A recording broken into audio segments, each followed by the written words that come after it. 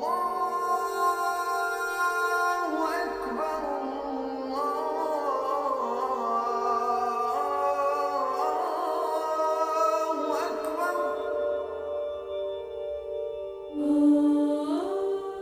to Understanding Islam. My name is Chris Hewer, and I'm going to be presenting this series of programs to build up into a whole way of understanding something about Islam and the way of life of Muslims. As each of these programs is broadcast, it will be available on demand on the Ahl al-Bayt website, so it can be downloaded and people can catch up on earlier episodes if they've missed them. To go with each episode, there will also be an article available to be downloaded from my own website. This series begins with 12 episodes looking at the big picture of understanding Islam. Every 4 weeks, we will have a question and answer session, and you are most welcome to email in questions that I will address on this extended program every 4th week. What's special about being human? In the last episode, we saw that the whole of creation created by God is Muslim. That is, it lives according to the great designer's plan. And we saw that daffodils naturally turn toward the sun. So the question is, what's the difference between me and a daffodil? Well, if you think about it, daffodils have no choice about turning toward the sun. That's what they do. That's the way that they are programmed to act. They don't have a choice. As a human being, I do have a choice. I have free will. I can either choose to do something or choose not to do it. This question of free will is very important within Islam, because only if we have free will can we freely agree to live according to the great designer's plan. That is our uniqueness. Now, in Islam, we don't have what we call value-free freedom. Value-free freedom means I'm free to do just whatever I want. If you stop somebody in the street and you say, "What does it mean to you to be free?"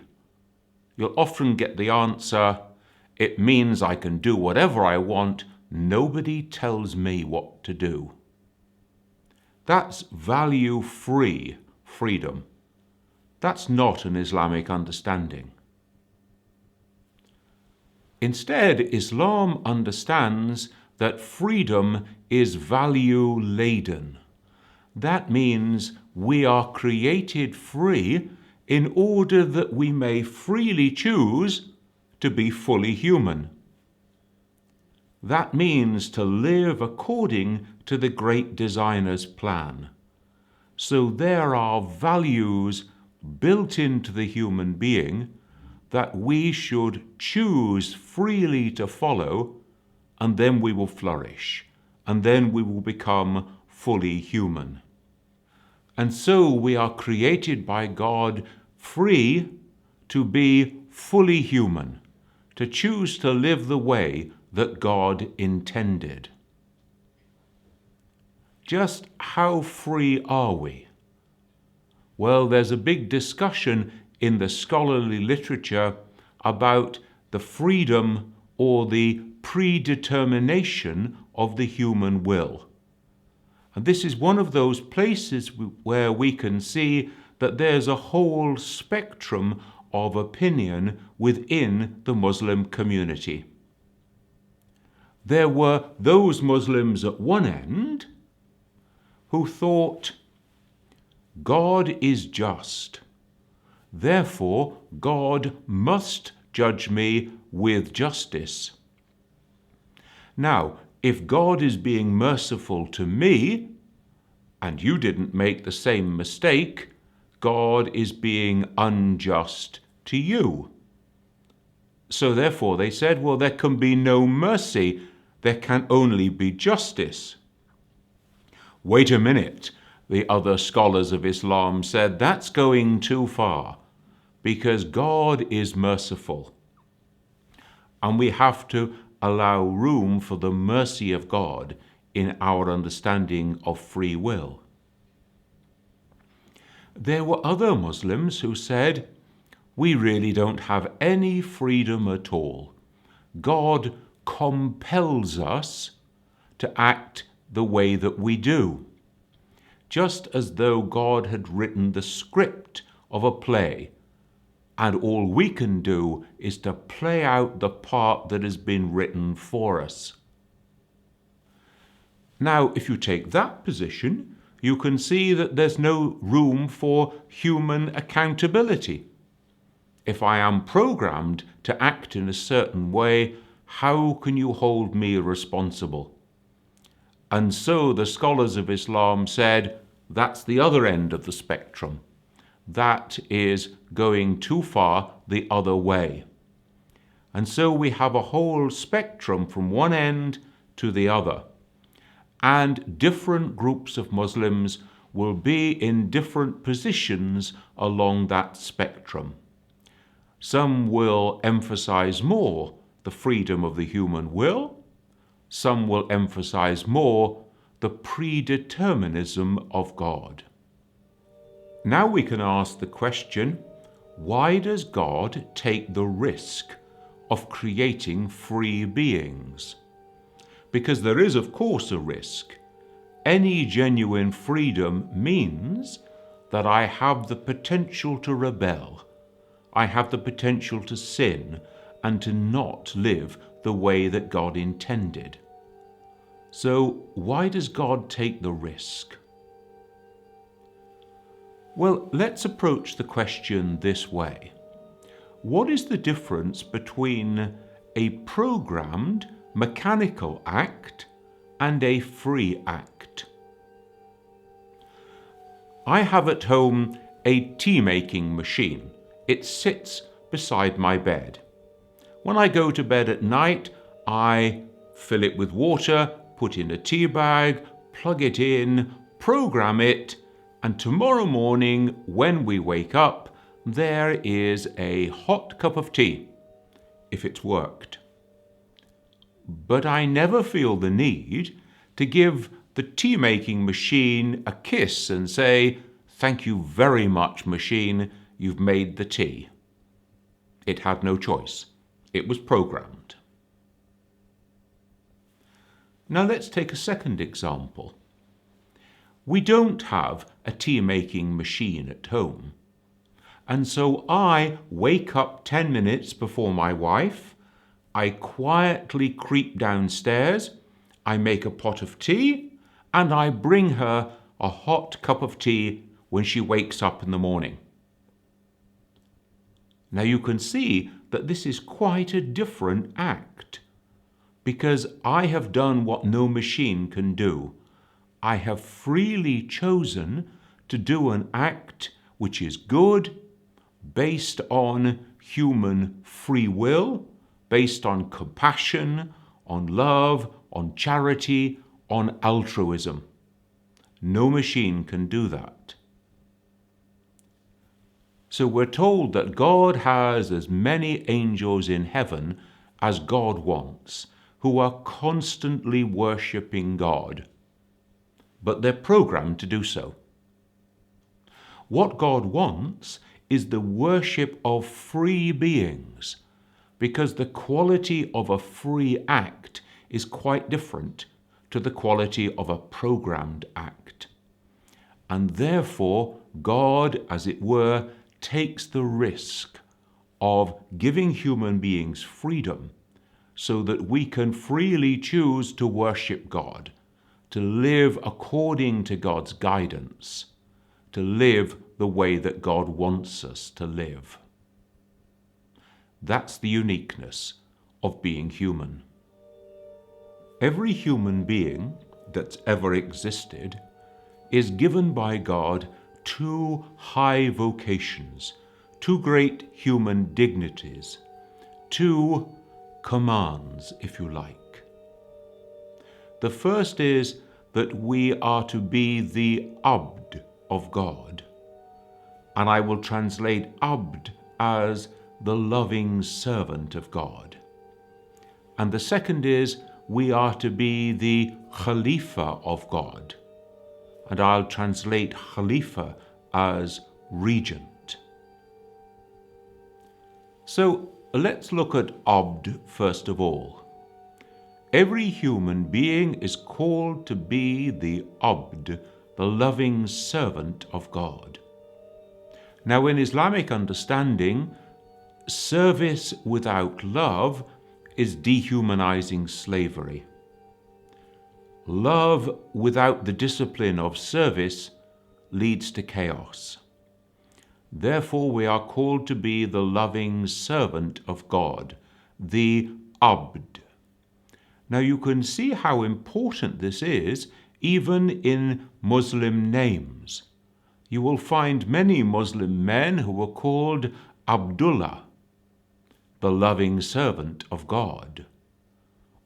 Abdul Rahman, the loving servant of the most merciful one. Abdul Haq, the loving servant of the truth, and so on. So the very name of the person reminds them of their great human dignity to be the loving servant of God. In Islamic understanding, four things go together: worship, obedience, service, and love. There is a verse of the Quran that tells us that God created human beings for no other reason than that we should worship God. That's why we were made. If we are going to worship God, then we will obey God. We will live according to God's guidance. We will obey God's commands, do those things that we are ordered to do by God. And we will obey God's prohibitions. We will keep clear of those things that are forbidden. If we are going to live in obedience to God, we will also serve God. So service is the third characteristic. I am to serve God. I am to serve myself. I am not to damage my own health. Alcohol, for example, is forbidden because it damages human health, it damages human consciousness. In a sense, it degrades the human being. The ultimate damage to myself is suicide. Suicide is forbidden in Islam, because it takes away from God that ultimate God-given right to determine when I should die. So I am not serving myself through suicide. I am to serve my family. My family have responsibilities over me. I am to make sure that they have a roof over their heads, that they have food and clothing and education and health provision and so on. But service goes wider than that. I am to serve the community in which I live. I am to serve the whole society. Ultimately, I am to serve the rest of creation. So the human being is to worship, to obey, to serve, and finally, to love. The motive for all these actions should be the love of God alone, the highest and the purest of motives. There is a saying which is traced back both to a woman mystic from 8th century Basra called Rabia, and to Imam Ali. This saying goes as follows: O God, if I obey you out of fear of hell, send me there, because I am unworthy of you. O God, if I obey you out of hope of the reward of heaven, deny it to me, because I am unworthy of you. But, O God, if I obey you out of pure love for you alone, then hide not your face, for you are a loving God. And so we can see that the motive for all human actions should be the pure love of God alone. We were created to worship, to obey, to serve, and to love God. The second human dignity or human vocation is tied up with this word Khalifa. The Khalifa is the regent, the one sent with full power and authority. In the days of the British Empire, for example, the Queen Empress was in London and would send the Viceroy to India as her regent. Hear my regent, hear me. Obey my regent as you would obey me. And to the regent she said, you are to cherish those people in my name as though I were doing it.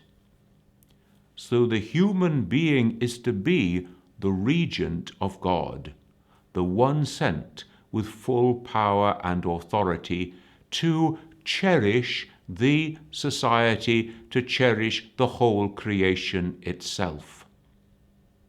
We can think of this in different ways. We can think of the human being as the ecologist, the one who is looking after the harmony and balance of nature. Maybe it has gone too far in one direction. We have a thinning of the ozone layer, for example. It is the human being's responsibility to put that balance right.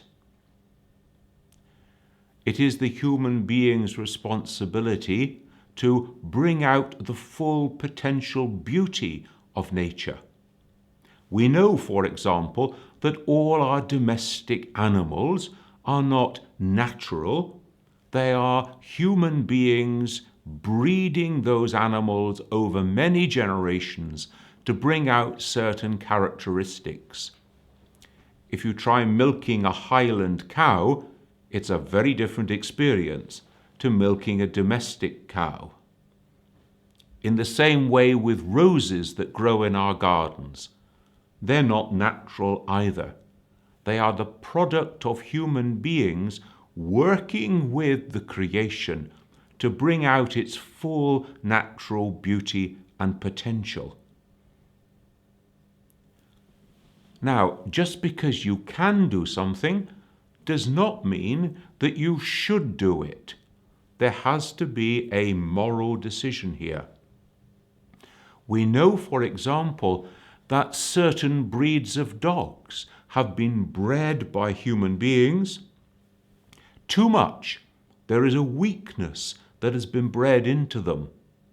And so our responsibility has gone too far.